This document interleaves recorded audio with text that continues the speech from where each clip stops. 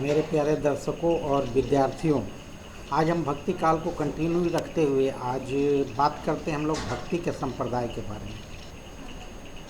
भक्ति का दर्शन और भक्ति का संप्रदाय दोनों में कुछ मूलभूत अंतर है। संप्रदाय किसी गुरु, किसी पंथ विषय से लेकर के चलता है, लेकिन संप्रदाय का दर्शन एक होते हुए भी अलग अलग गुरुओं के यहाँ कुछ न कुछ अंतर आते रहता है। अब शुरुआत करते हैं हम लोग हिंदी साहित्य में सगुण और निर्गुण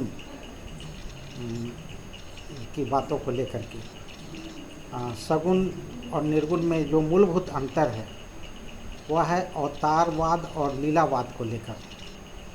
सगुण भक्ति के जो मानने वाले हैं उनका मानना है कि हमारे जो ईश्वर हैं वो अवतार ग्रहण करते हैं, और हिंदू धर्म में 24 अवतारों का उल्लेख किया गया है, लेकिन राम और कृष्ण अवतार हिंदी साहित्य में भक्ति काल में काफ़ी महत्वपूर्ण होकर उभरे हैं। और अवतारवादी और लीलावाद दो चीज़ों को लेकर के सगुण और निर्गुण में अंतर किया जा सकता है। और एक बात और भी ध्यान में रखने की है कि यहाँ पे जो हम निर्गुण कहते हैं, तो निर्गुण का मतलब ये नहीं है कि ईश्वर गुण रहित है। निर्गुण का मतलब होता है गुणातीत, यानी कि जिनके गुणों के बारे में निश्चित शब्दों के द्वारा एक व्यवस्थित वर्णन संभव ना हो। उनका ईश्वर अलग अलग नामों से, अलग अलग रूपों में, अलग अलग गुणों से युक्त है, और उनका ईश्वर भी करुणामय है, मानवीय पक्षों को ध्यान में रखने वाला है, भक्त के प्रेम में विलीन होने वाला है। और एक महत्वपूर्ण चीज़ों पे जो चर्चा करना हम चाहते हैं, भक्ति काल में जो ईश्वर को लेकर के भावनाएं जो थी वह रति और अन्योन्याश्रित संबंधों का लेकर के था। अब यह रति क्या चीज़ है, इस पर थोड़ा सा हम विशेष तौर पर प्रकाश डालेंगे, क्योंकि यह भावना जो है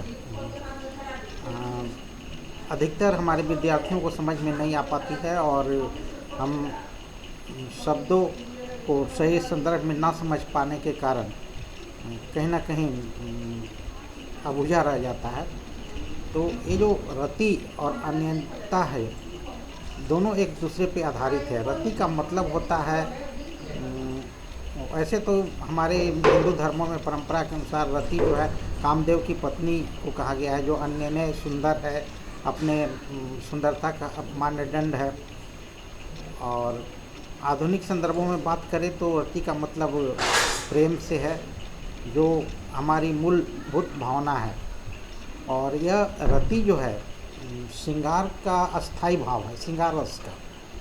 तो श्रृंगार रस जो है वो प्रेम और मानवीय स्वाभाविकता पे जोर देता है, जहाँ हमें स्वाभाविक खुशी प्राप्त होती है, जीवन की आधारभूत तनावों को, झंझटों को झेलने की ताकतें हम जहाँ से प्राप्त करते हैं। इन सब चीज़ों के आधार पे आधुनिक मानव विज्ञान जो है, मानव शास्त्री, मनोवैज्ञानिक भी, उन्होंने इस भावना पे काफ़ी कुछ कहा है। आधुनिक मनोविज्ञान जो फ्रायड दर्शन है, यूंग, इधर जो काफ़ी चर्चित हुए हैं, उनके जो मूल विचार है वो भी कहीं ना कहीं इसी अस्थाई भाव को लेकर के है। फिलहाल हम लोग जो बात कर रहे थे सगुण और निर्गुण, लेकिन दोनों में ये चीज़ कॉमन है। सगुण और निर्गुण में जो ईश्वर के साथ जो तन्मयता है, वो भाव जो है वो कहीं ना कहीं रति से उसके समकक्ष है।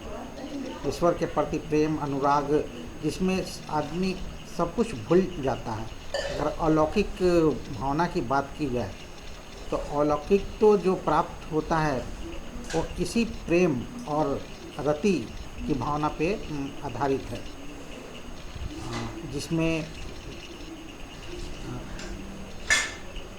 प्रेमी और प्रेमिका दोनों एक समभाव के आधार पे घुल मिल जाते हैं। और ये जो लक्षण जो है इसको हम लोग अन्यता के नाम से जानते हैं, जहाँ पे दूसरे की उपस्थिति संभव नहीं हो पाती है। लेकिन यह जो प्रेम जो है ईश्वर और भक्त के बीच होते हुए भी भक्त के दुखों, दुनियादारी, उसका जो सामाजिक पक्ष है, शिकायतें हैं, वो भी यहाँ पे उपस्थित हो पाई है। लीला गायन के माध्यम से भक्त जो अपना ईश्वर के साथ तादात्म्य बैठाए रखता है, वह लीला गायन जिंदगी के हर एक पहलू को छूने वाला है। और ऐसा माना जाता है कि लीला जो है वो सिर्फ ईश्वर के द्वारा ही किया जाने वाला नहीं है। भक्त भी अपने दैनिक जीवन को, दैनिक नित्यक्रम को, दैनिक कार्यों को, दैनिक उत्तरदायित्वों को वो ईश्वर की लीला मानकर ही एक तरह से समर्पण भाव से जीवन को देखता है। तो इस प्रकार से भक्ति काल की जो आधारभूत बातें हैं उनको हम समझ सकते हैं। और संप्रदाय के आधार पे यहाँ भक्ति काल में तो अनेक संप्रदाय चलते हैं। हर एक गुरु का हर एक अपना अपना विचार, अपनी अपनी बातें, अपनी अपनी परंपराएं है। लेकिन चार मुक्त संप्रदाय जो हैं, चार मुक्त संप्रदाय, उसके बारे में हम लोग चर्चा करेंगे। वो है श्री संप्रदाय, ब्रह्म संप्रदाय, रुद्र संप्रदाय और सनकादि संप्रदाय। हालांकि सभी का हिंदी साहित्य से सीधा सीधा संबंध नहीं है, लेकिन जो चर्चा करने लायक बातें हैं, किसी का प्रत्यक्ष रूप से हिंदी साहित्य से संबंध है, किसी का अप्रत्यक्ष रूप से। इन सब बातों के बारे में हम लोग संक्षेप में चर्चा करना चाहेंगे। और श्री संप्रदाय जो है वो रामानुजाचार्य का देन है, और इसी परंपरा में रामानंद आते हैं, जो भक्ति काल को दक्षिण से उत्तर की ओर लेकर के आते हैं। तो श्री संप्रदाय, श्री का मतलब हुआ लक्ष्मी से। ऐसा माना जाता है कि इस संप्रदाय में जो लक्ष्मी के उपदेशों के आधार पे विकसित किया गया रामानुजाचार्य के द्वारा। और जो रामानुजाचार्य हैं उनके गुरु राघवानंद थे, और रामानुजाचार्य के बाद जो रामानंद आए वे संस्कृत के प्रकांड विद्वान थे और उच्च कुल ब्राह्मण समाज में जन्म लिए थे। लेकिन इसके बावजूद उनका मानना था कि जब ऋषि परंपरा के आधार पे हम गोत्र की शुरुआत कर सकते हैं, तो ऋषियों से भी उनके पूजनीय जो हैं ईश्वर, उनके आधार पे क्यों न परिचय दिया गया, क्यों नहीं मान कर चला जाए कि हम मानव एक समान है। उन्होंने इस आधार पे सभी मानव को भाई बंधु माना, और जो परिचय देने का तरीका है, जो गोत्र और अपना जो पहचान बनाने की बात है, तो इन्होंने सीधे सीधे ईश्वर के साथ जोड़ते हुए सभी मानव में ईश्वर का प्रतिबिंब देखा, और इस आधार पे जातीयता से अलग, धार्मिक रूढ़िता से अलग इन्होंने बात की। और इनके शिष्यों में अलग अलग धर्म के अनुयायी, अलग अलग स्त्री पुरुष सभी शामिल थे। तो इस आधार पे हम देखते हैं कि भक्ति का जो स्वरूप है वो बहुत कुछ समाज में बदलाव लाने वाला है। यहाँ पे परमेश्वर के नाम पे, ईश्वर के नाम पे जो परिचय देने का जो तरीका जो है वो भक्ति की श्रेष्ठता को जातीयता के आधार से ऊपर उठा देता है। और इनके 12 प्रसिद्ध शिष्य हुए हैं, जिनमें रैदास, कबीर, धन्ना, सेना, पीपा, भावानंद, सुखानंद, अनंतानंद। रैदास और कबीरदास से हम लोग परिचित हैं, धन्ना, सेना, पीपा से भी कुछ हद तक, लेकिन और सब नाम थोड़ा अनजाने प्रतीत हो रहे हैं। और सुसुरानंद, नरहानंद, पद्मावती, सुरसुरी, तो पद्मावती एक स्त्री नाम आता है। हिंदी को अपने मत का इन्होंने प्रचार का माध्यम बनाया। संस्कृत के प्रकांड विद्वान होते हुए भी जब कोई अगर जन भाषा की बात करता है तो आप उनका जो विचार है, जो आकाश धर्मा गुरु का स्वरूप है, उसे आप सहज ही जान सकते हैं कि कितना समर्पित भाव रहा होगा समाज को देखने का, अपनी बातों को उन तक पहुंचाने का। इन्होंने हिंदी को अपने माध्यम बनाया। और उसके बाद हम लोग देखते हैं ब्रह्म संप्रदाय के। तो ब्रह्म संप्रदाय, माधवाचार्य जो थे ब्रह्म संप्रदाय के, ये गुजरात के रहने वाले थे। और इनका जो ब्रह्म संप्रदाय है सीधा सीधा हिंदी साहित्य के साथ कोई संबंध नहीं है, लेकिन चैतन्य महाप्रभु जो थे वो पहले इसी संप्रदाय में दीक्षित हुए थे।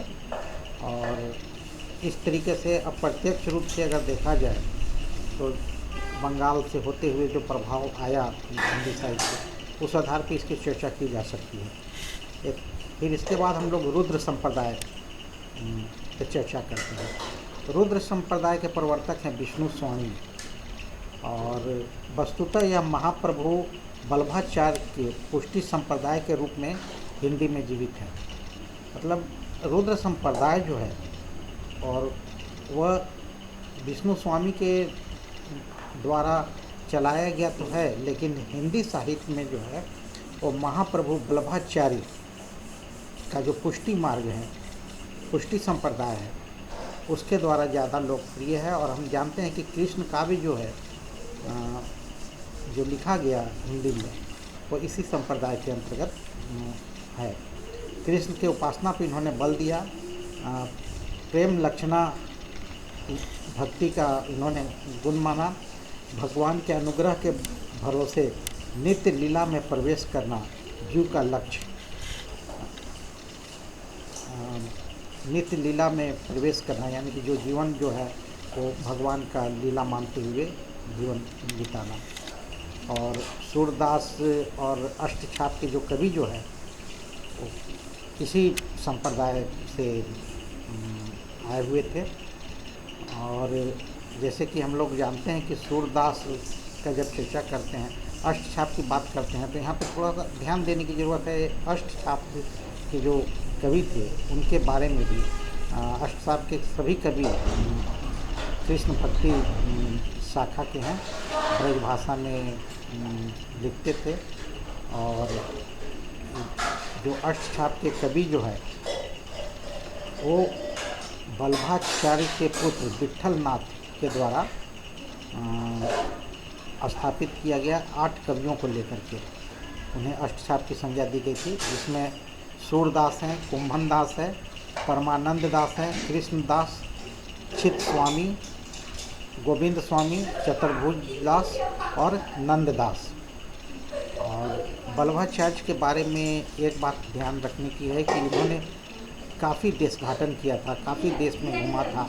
और जो इन्होंने सीखा था अपनी ज़िंदगी में, उसके आधार पे मानव मन और अनुभूतियों को इन्होंने काफ़ी सूक्ष्मता से पकड़ा है। मानव मन में गहरी पैठ इनकी थी। जो आधुनिक मनोविज्ञान और खासकर जो सूरदास का जो बाल रूप वगैरह हम लोग देखते हैं, जो मनोवैज्ञानिकता हम वहाँ पाते हैं, उसकी शुरुआत कहीं ना कहीं इन्होंने कर दी थी। और इसके बाद हम लोग चर्चा करते हैं सनकादि संप्रदाय के बारे में। और सनकादि संप्रदाय का जो प्रवर्तक हैं निम्बार्काचार्य जो है, वो हिंदी में राधावल्लभी संप्रदाय जो है उसके माध्यम से ज़्यादा लोकप्रिय हुए हैं। इनके राधावल्लभी संप्रदाय के जो प्रवर्तक हैं, जैसा कि हम लोग जानते हैं कि गोसाई हित हरिवंश थे। 15वीं शताब्दी में इनका जन्म हुआ था, यानी कि बीच का जो समय था भक्ति काल का। और मथुरा के पास बंदा गांव में, स्थान का जिक्र मैं इसलिए कर रहा हूं क्योंकि इससे एक प्रवृत्ति का पता चलता है कि उनकी भाषा के बारे में जानकारी मिल जाती है और बहुत कुछ उनके से संबंधित संदर्भों के बारे में पता चल जाता है। पहले ये मध्यानुयायी थे, इसमें राधा की प्रधानता रहती है राधावल्लभी संप्रदाय में। और इस प्रकार हम देखते हैं कि जो हिंदी साहित्य का जो मध्यकाल जो है, खासकर कृष्ण काव्य में, वो अलग अलग गुरुओं के द्वारा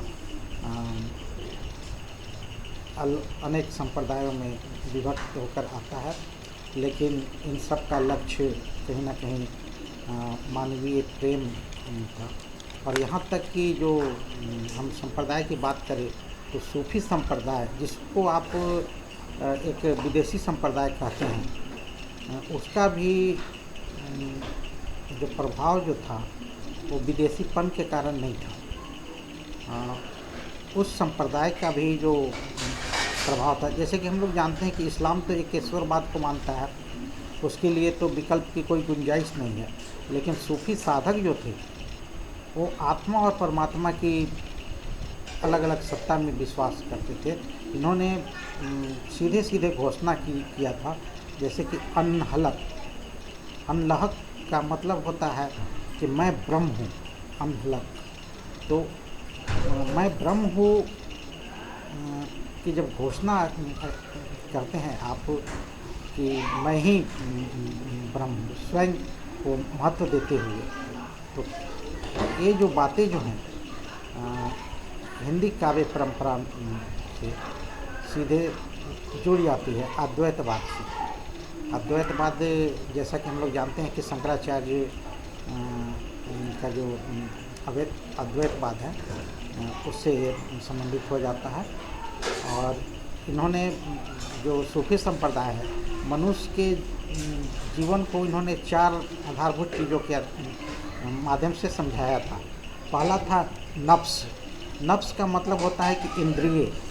और हम लोग जैसे जानते हैं कि इंद्रिय जो हैं, हमारा जो 5 इंद्रिय ज्ञानेंद्रियाँ हैं, उनके माध्यम से ही आदमी अनुभव कर पाता है, अपनी अनुभूति सच्चाइयों के बारे में ज्ञान सुन पाता है, व्यक्त कर पाता है। तो इन्होंने मानव जो है उसके बारे में कहा नफ्स, और दूसरा क्या माना, अक्ल। अक्ल के बारे में तो विशेष व्याख्या करने की ज़रूरत नहीं है, अक्ल का संबंध बुद्धि या ज्ञान से है, लेकिन इन्होंने इसका मतलब माया से भी लगाया। बुद्धि का संबंध इन्होंने माया से भी जोड़ा। और कल्ब, कल्ब का मतलब हृदय से लगाया। और रूह का मतलब आत्मा। तो यह साधना जो है, सूफी साधना जो है, नफ्स और अक्ल को दबाकर, यानी कि इंद्रिय और माया या बुद्धि को दबाकर कल्ब के माध्यम से यानी कि उसके माध्यम से रूह की साधना पे बल देता है। यानी कि ये जो हृदय की बात यहाँ पे है, कल्ब का मतलब हृदय, हृदय से यह रूह यानी कि आत्मा की साधना है, रूह की प्राप्ति पे बल देता है। तो सूफी जो है, ये जो आत्मा की बातें जो करते हैं, कहीं ना कहीं भारतीय परंपरा से जुड़ जाते हैं। और ये संप्रदाय भी, सूफी संप्रदाय भी भारत में 4 अलग अलग संप्रदायों में बट करके आता है। एक है चिश्ती संप्रदाय, सोहरावर्दी संप्रदाय, कादरी और नक्शबंदी। लेकिन सभी में कुछ बातें सामान्य रही है, और यह हृदय रूपी दर्पण में परम सत्ता का प्रतिबिंब को अनुभव करने वाले लोग थे, और मान के चलते थे कि हृदय रूपी दर्पण जितना निर्मल होगा उतना ही स्पष्ट रूप से आप परम सत्ता या ईश्वर की प्राप्ति कर सकते हैं। इन्होंने भी जो हृदय रूपी दर्पण की बात की, तो कहीं ना कहीं प्रेम और मानवीय संबंधों पे ज़्यादा भरोसा दिखाया। एक अलौकिक प्रेम की अपेक्षा इन्होंने जो सांप्रदायिक कट्टरता और जो भेदभाव था हिंदू और मुस्लिम को लेकर, उसे भी इन्होंने दूर करने का काम किया। और इसलिए माना जाता है कि सूफी साधना भी जो है हृदय की साधना है, और साहित्य जो है इसी का रसात्मक रूप है। रामचंद्र शुक्ल के शब्द यहाँ पे याद आ रहे हैं। तो रामचंद्र शुक्ल ने इनको काफ़ी महत्व दिया है। जैसी को इनके जो प्रबंध काव्य हैं, जैसी पे काफ़ी कुछ रामचंद्र शुक्ल ने अलग से लिखा भी है। और इसके बाद जो है सूफी संतों में भी लोग निम्न वर्ग मध्यम वर्ग के लोग थे। कुछ स्त्रियां भी थी, जैसे कि सबिया जैसी महिला साधिका भी जो थी वो सूफी में थी। और मुल्ला दाऊद को हिंदी का प्रथम कवि माना जाता है, और मुल्ला दाऊद 1379 ईस्वी में के लगभग में थे यहाँ पे। और सूफी काव्य परंपरा ऐसी परंपरा है जिसका विकास हम 19वीं शताब्दी तक, यानी कि आधुनिक काल के आने से कुछ पहले तक हम लोग देखते हैं। और एक बात और भी याद रखने की है कि सूफी साधना का इस देश में जब प्रवेश हुआ, वह था 12वीं शताब्दी का समय। मोइनुद्दीन चिश्ती के समय से यह माना जाता है। गहरे प्रेम की पीर की व्यंजना, यानी कि प्रेम में विहीन होना इनकी विशेषता रही है।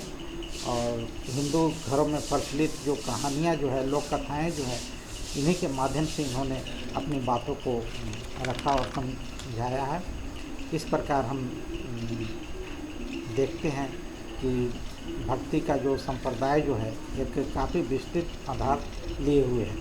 हाँ, और इस संप्रदाय से अलग भी कुछ ऐसे कवि हुए हैं जिनके बारे में चर्चा करना ज़रूरी मैं समझता हूँ। और ज़रूरी इसलिए भी है कि ये हिंदी क्षेत्र से बाहर के महत्वपूर्ण कवि है, और अपने क्षेत्रीय भाषा में रचनाएं करते हुए भी जो उस समय केंद्रीय देश की भाषा थी उसमें भी इन्होंने लिखा है। एक तो थे नामदेव, महाराष्ट्र के थे, और दूसरे थे गुरु नानक। तो नामदेव 13वीं शताब्दी के थे, और गुरु नानक जो थे 15वीं शताब्दी के। और एक विशेषता ध्यान देने योग्य है कि नामदेव पहले सगुणों उपासक थे, जो कि ज्ञानदेव के प्रभाव में, नामदेव पहले सगुण उपासक थे जो ज्ञानदेव के प्रभाव से जो है वो निर्गुण उपासन की ओर गए। तो इनकी रचनाएं दोनों में मिलती है, सगुण काव्य के रूप में भी और निर्गुण काव्य के रूप में भी। नामदेव मात्र ऐसे एकमात्र कवि हैं। और दूसरा जो कवि है नानक, जिनका संबंध पंजाब से रहा है, वो उनको हम किसी संप्रदाय में बांध कर चर्चा नहीं कर सकते हैं। उन्होंने अपना जो सिख धर्म है उसकी शुरुआत की थी। ये दृष्टिकोण में कबीरदास से काफ़ी मिलते जुलते हैं, क्योंकि धार्मिक पाखंड, जाति प्रथा सभी का इन्होंने विरोध किया है। लेकिन कबीर के पास जैसा उग्र भाषा और जो तेजी है वो नानक के पास नहीं है। नानक के पास की जो भाषा जो है वो सामक है। सामक भाषा हम उसे कहते हैं जो कि शांत से अपनी बातों को समझाने की कोशिश करता है, रखने की कोशिश करता है। और सिख संप्रदाय के तो प्रवर्तक हैं हम। इसके अलावा अनेक छोटे छोटे संप्रदाय थे, लेकिन सभी संप्रदायों में भक्ति का जो लक्षण जो है उस पर ध्यान देने की है, और ये सभी में एक सम्मान मिलता है। वो है भागवत विषय रति, अन्यंता, पूर्ण समर्पण, सदाचार, पर दुख कातरता, प्राणी मात्र पर करुणा, समभाव, अनावश्यक लौकिक संपत्ति के प्रति उपेक्षा का भाव, जो अधिक धन संचय के खिलाफ था, और निर्भयता या अक्खड़पन का जो गुण जो है, बिना भय रहित, बिना जो बात कहना है अपनी बातें स्पष्ट प्रमाण के साथ, स्पष्ट अनुभव के साथ भक्तिकालीन कवियों का रखना अपने आप में काफ़ी महत्वपूर्ण है। और यह जो अनुभव जो है, अनुभव की जो सच्चाई है, वो आज तक हमें उनके साथ जोड़े हुए रहता है, और हम आज भी उनकी कविताएं और रचनाएं पढ़ते हुए आह्लादित होते हैं। और मानव मात्र से प्रेम करने का जो उनका तरीका जो है वो आधुनिक जीवन दर्शन और भावबोध के काफ़ी करीब हमें ले जाता है, और एक संतुलित मानवीय जीवन के बारे में बहुत कुछ हम उससे पाते हैं।